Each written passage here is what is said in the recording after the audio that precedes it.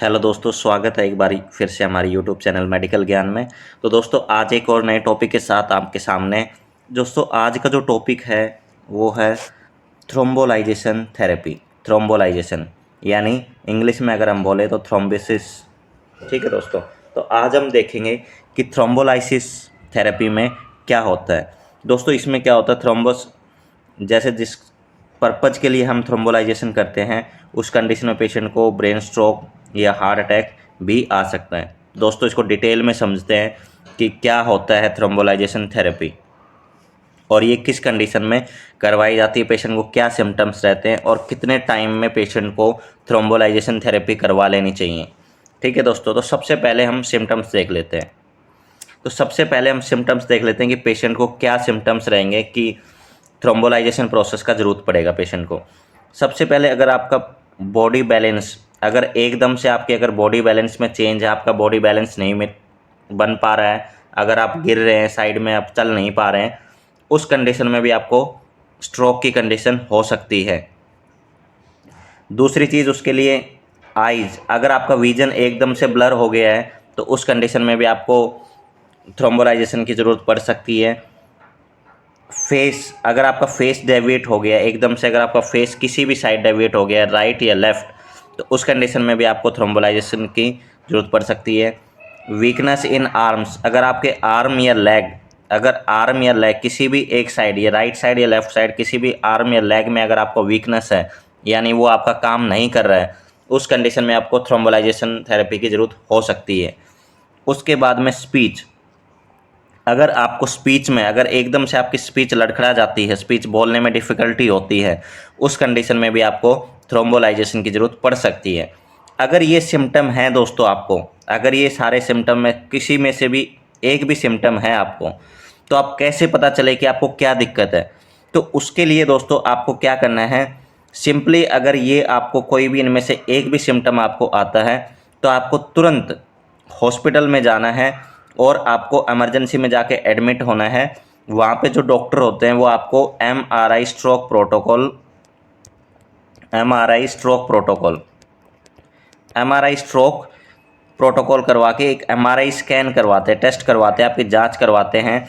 MRI में ही आपका confirm हो पाता है कि आपको स्ट्रोक है कि नहीं है। दोस्तों अगर एमआरआई में आपको स्ट्रोक निकल जाता है तो फिर उसके बाद क्या प्रोसेस है हम देखते हैं आगे। तो इन सब चीज़ों में अगर आपको कोई भी एक भी सिम्टम है तो ये आपके इमरजेंसी सिम्टम है, आपको तुरंत हॉस्पिटल में जाके एडमिट होके आपको एमआरआई करानी चाहिए। नेक्स्ट, अब देखते हैं कि थ्रोम्बोलाइजेशन क्यों किया जाता है, थ्रोम्बोलाइजेशन में होता क्या है।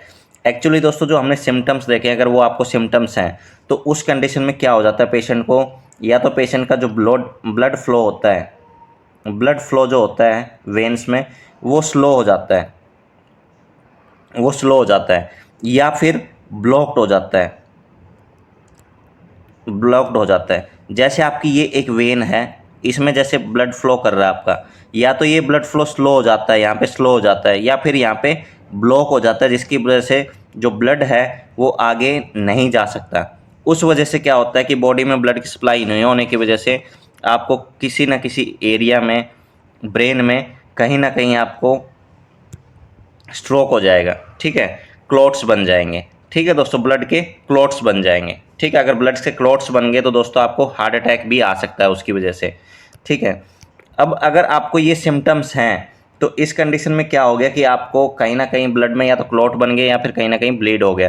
तो उस कंडीशन में क्या करते हैं कि आपको हार्ट अटैक ना आ जाए, आपको विदिन, जब आपको पहला सिम्टम आया, जैसे कोई भी आपको सिम्टम आया यानी कि आपको बैलेंस नहीं बन रहा है, तो आपको विदिन 4 to 4.5 इतने आवर्स में आपको हॉस्पिटल के अंदर पहुंच जाना चाहिए। 4 से 4.5 घंटे के बीच में आपको हॉस्पिटल के अंदर पहुंच जाना चाहिए।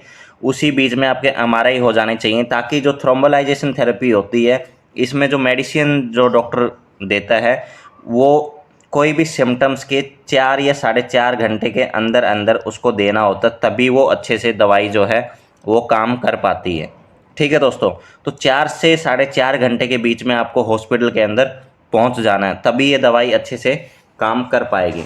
ये दवाई क्या काम करती है आपकी बॉडी में, जो थ्रोम्बोलाइजेशन थेरेपी में जो मेडिसिन देता है डॉक्टर, वो क्या काम करती है, वो जैसे आपकी बॉडी में जैसे क्लॉट्स बन गए हैं ना, आपके जो ब्रेन में क्लॉट्स बन गए हैं, जैसे ऐसे कुछ क्लॉट्स बन गए हैं, एक तो ये मेडिसिन है वो क्या काम करेगी, जो ये क्लॉट्स बने हैं इनको डिजोल्व करेगी, इनको कोशिश करेगी कि लिक्विड की फॉर्म में ये फ्लो करना स्टार्ट कर दे।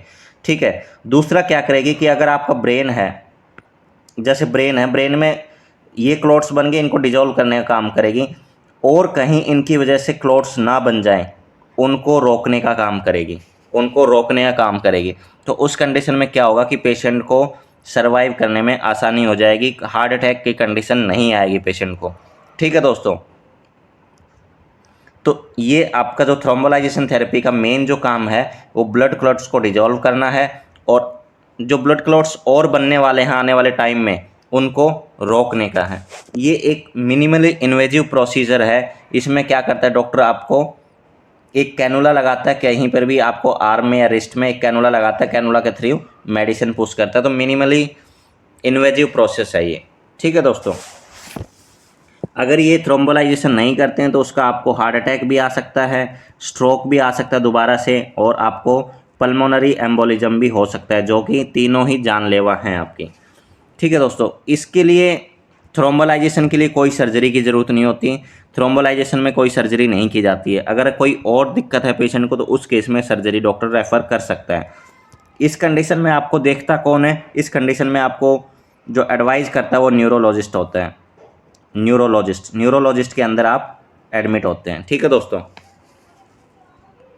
तो इसके अंदर इसके कुछ साइड इफ़ेक्ट्स भी हो सकते हैं। जो थ्रोम्बोलाइजेशन थेरेपी के कुछ साइड इफ़ेक्ट्स हैं वो अकॉर्डिंग टू रिपोर्ट्स 10 to 20% इसमें मोर्टेलिटी रेट है, यानी डेथ रेट 10 to 20% है। वो डिपेंड करता है कि पेशेंट की कंडीशन क्या है, जब आप हॉस्पिटल पहुंचे हैं तो पेशेंट की उस टाइम पे क्या कंडीशन है। ठीक है दोस्तों, तो आपको अगर ये कुछ ऐसे सिम्टम्स आते हैं तो आपको 4 से 4.5 घंटे के बीच में आपको हॉस्पिटल पहुंच जाना है, जिसकी वजह से आप फास्टेस्ट रिकवरी कर दें। दोस्तों, अगर आप देखते हैं जैसे किसी को पैरालाइज हो गया, किसी को वो हो गया है, तो ये ज़्यादातर ऐसे पेशेंट हैं जो कि स्ट्रोक आने के बावजूद भी टाइम से हॉस्पिटल नहीं पहुंच पाए हैं, और उस वजह से वो चीज़ है वो परमानेंट उनके होगी। क्योंकि एक टाइम पीरियड होता है, ब्लड क्लॉट का एक टाइम पीरियड होता है, अगर आप उस टाइम पीरियड में अगर आप हॉस्पिटल नहीं पहुँचें तो आपको परमानेंटली हो सकता है। तो ज़्यादातर किसी पेशेंट को देखते हैं आप, किसी के आर्म वर्क नहीं कर रहा है, किसी का लेग वर्क नहीं कर रहा है, तो वो किसकी वजह से हो सकता है, वो स्ट्रोक की वजह से हो सकता है पेशेंट को। तो दोस्तों, अगर आपको कोई इनमें से कोई भी अगर आपको ऐसे सिम्टम्स हैं तो आप कोशिश करें तुरंत आप मेडिकल इमरजेंसी एम्बुलेंस करके आप हॉस्पिटल में पहुँच जाएँ। ठीक है दोस्तों, तो वीडियो कैसा लगा, अगर आपको कोई सजेस्ट है तो आप कमेंट करके बता सकते हैं। अगर आप चैनल पर नए हैं तो प्लीज़ चैनल को सब्सक्राइब करें और शेयर करें, ताकि ज़्यादा से ज़्यादा लोगों तक ये इन्फॉर्मेशन मिल पाए। दोस्तों, धन्यवाद।